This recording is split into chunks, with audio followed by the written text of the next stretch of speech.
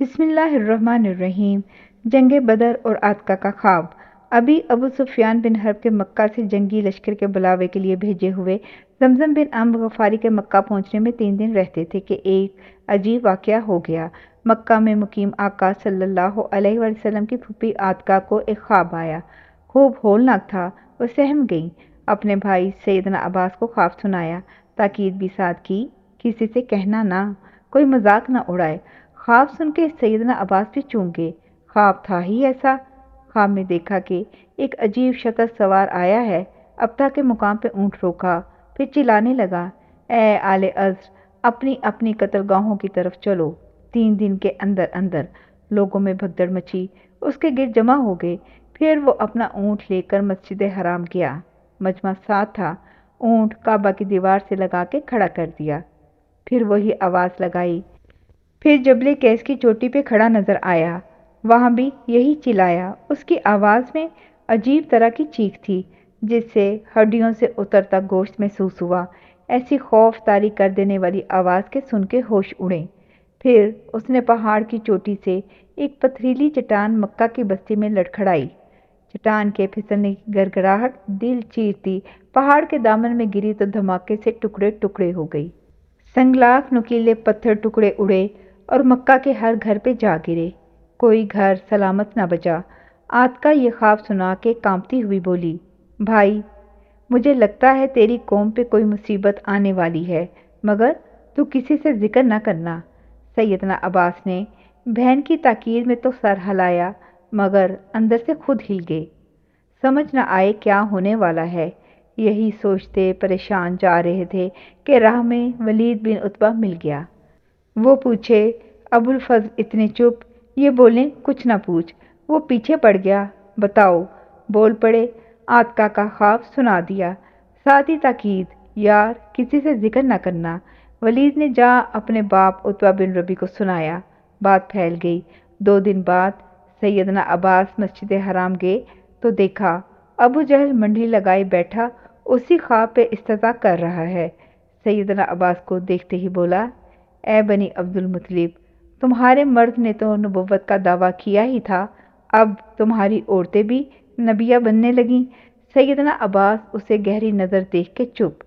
ابو جہل کی زبان بہت چلتی تھی۔ بولا، دیکھو ابو الفضل، خواب میں 3 دن مدت کہی ہے نا، آج 2 دن ہو گئے، کل تیسرا ہے۔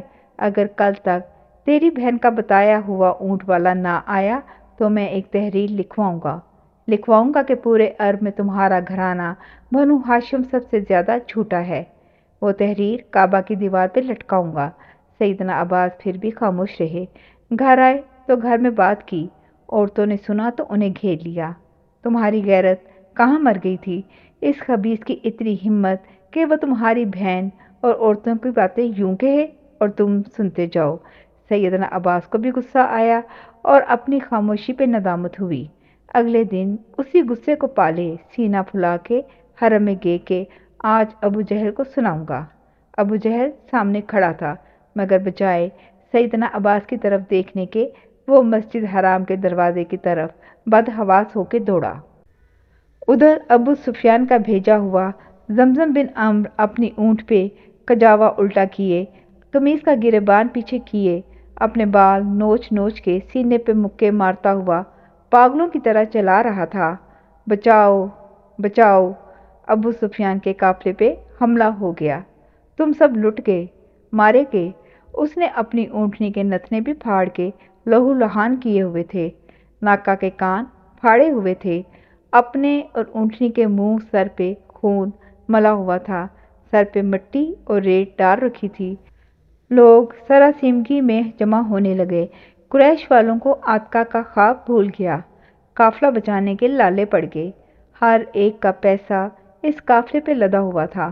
ابو جہل نے فوراً کمان سنبھالی، لشکر تیار کرو، کوچ کرو۔ سب قریش کے سردار تیار ہو گئے، کوئی پیچھے نہ رہا۔ ہمہ ہمی میں ناچار بنی عبد المطلب کو بھی ساتھ نکلنا پڑا۔ پھر سیدنا عباس رضی اللہ تعالیٰ عنہ تو آقا صلی اللہ علیہ وسلم کے خفیہ سپاہی ماسٹر تھے۔ ایک بندہ خبر دے کر آقا صلی اللہ علیہ وسلم کی طرف بدر دوڑایا اور خود بھی بھاری دل کے ساتھ ہو لیے۔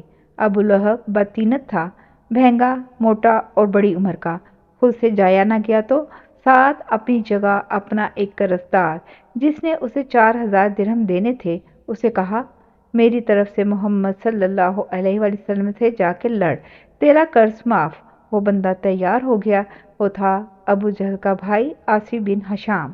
امیہ بن خلف بھی تیار، اندر سے ڈرے۔ جس دن کعبہ کے احاطے میں مدینے سے آئے اور اس کے سردار سعد بن معاذ رضی اللہ تعالیٰ عنہ نے ابو جہل کی دھمکی کے جواب میں نہایت اونچی آواز میں اسے للکار کے کہا کہ اب ہمارے قریب سے اپنے تجارتی قافلے گزار کے دکھاؤ، تو پاس کھڑے امیہ بن خلف نے سیدنا سعد بن معاذ رضی اللہ تعالیٰ عنہ کا کندھا پکڑ کے کہا تھا، آہستہ بولو، یہ ابو الحکم ہمارے سرداروں میں سے ہے۔ تو سیدنا سعد بن معاذ رضی اللہ تعالیٰ عنہ نے امیہ بن خلف کا ہاتھ جھٹک کے کہا تھا، لگتا ہے تیرے بارے میں بھی جو آقا صلی اللہ علیہ وسلم نے کہا تھا وہی ہونا ہے۔ امیہ بن خلف پریشان ہو گیا۔ اسے پتا تھا کہ آقا صلی اللہ علیہ وسلم جو کہتے ہیں وہ ہو جاتا ہے۔ ساری عمر انہوں نے جھوٹ نہیں بولا۔ ابو جہل تو اس دن راہ سے ہٹ گیا۔ امیہ بن خلف سیدنا سعد بن معاذ رضی اللہ تعالیٰ عنہ سے ضد کرنے لگا، میرے بارے میں تمہارے آقا صلی اللہ علیہ وسلم نے کیا کہا ہے جو وہی ہونا ہے۔ سعد بن معاذ رضی اللہ تعالیٰ عنہ کو جھوٹ بولنا نہیں آتا تھا، سچ بول گئے، بولے، آقا صلی اللہ علیہ وسلم نے کہا تھا تو بھی انہی کے ساتھیوں کے ہاتھ سے مرے گا۔ امیہ تو اسی دن سے مرا ہوا تھا، گھر آ کے اپنی بیوی کو بھی یہ بات بتا دی تھی۔ اس روز جب گھر گھر سے لوگ بھاگ کر اپنی زرہ پہن کر تلوار، نیزے، بھالے اور ڈھالے لیے لشکر میں جانے کے لیے نکلنے لگے تو امیہ بن خلف کی بیوی دروازے میں پاؤں پھنسا کے کھڑی ہو گئی، بولی، ایسا ہی ایک خواب ایک رات پہلے اس سفر میں جہیم ابن اسرت نے دیکھا تھا۔ ابو جہل نے اس کا بھی مذاق اڑایا تھا کیونکہ وہ بنی عبد المطلب کی ہی شاخ مطلب سے تھا۔ بنو عدی تو یہی واقعہ اور دونوں خواب سن کر پلٹ گیا۔ یہ سیدنا عمر بن خطاب رضی اللہ تعالیٰ عنہ کا خاندان تھا جس کے کسی فرد نے جنگ بدر میں قریش کا ساتھ نہ دیا۔ قافلہ اسکان پہنچا تو ضیافت موٹے سہمے امیہ بن خلف کی طرف سے تھی۔ قدیر کے مقام پہ پھر سہیل بن عمرو نے اپنے اونٹ لشکر کو تیسرے دن کھلائے۔ یہیں پہ شام کے وقت شیبہ بن ربی نے دعوت کی۔ حجفہ پہنچے تو شیبہ کے بھائی عتبہ بن ربی نے اپنے اونٹ کاٹ کھلائے۔ اگلی بار سیدنا عباس رضی اللہ تعالیٰ عنہ نے بھی ان کا پیٹ بھرا۔ خفیہ ایجنسی کی ڈیوٹی میں دشمنوں کو دوست بنائے رکھنے کی قیمت دینا پڑتی ہے، انہیں کھلانا پڑتا ہے۔ وہ لشکر جب بدر پہنچ گیا تو ابو البختری نے کھانے کا اہتمام کیا۔ یوں اکڑ، تکبر اور اطراء کے اپنی شان و شوکت کے دکھاوے کرتے وہ بدر پہنچے۔ وادی اسکان اور قدیر کی وادیوں کو طے کر کے حجفہ تک جب پہنچے تو ابو سفیان کا پیغام آ گیا، قافلہ بچا کے ان سے دور لے آیا ہوں، اب خطرہ نہیں، لہذا واپس چلے جاؤ۔ آقا صلی اللہ علیہ وسلم کے ننہالی سیدہ آمنہ رضی اللہ تعالیٰ عنہا کے قریشی بنو زہرہ والے 300 تھے۔ ان کے سردار خمس بن شریک نے صاف کہہ دیا، ہم جو قافلہ بچانے آئے تھے وہ بچ کے نکل گیا ہے، اب آگے جانے کا کیا فائدہ۔ ابو جہل ڈینگے مارے، ہم ان کا ستیہ ناش کریں گے، علاقے میں ہماری دھوم مچے گی، بدر کے میدان میں موج میلہ کریں گے، ناچ گانا سنیں گے، ان کے اونٹ پکڑ کے بھونیں گے، ہم تو نہیں پلٹیں گے۔ بنو زہرہ نے ابو جہل کی ایک نہ سنی۔ ان کے سردار نے اشارہ کیا، قبیلے کے 300 جوان اپنے گھوڑے اونٹوں کے ساتھ مکہ پلٹ گئے۔ آقا صلی اللہ علیہ وسلم کا اپنی ماں سیدنا آمنہ رضی اللہ تعالیٰ عنہا کے قبیلے سے تصادم اللہ کو پسند نہ تھا، شاید ایک بھی قبیلے کا فرد جنگ بدر میں نہ تھا۔ جاری ہے، جزاک اللہ خیر۔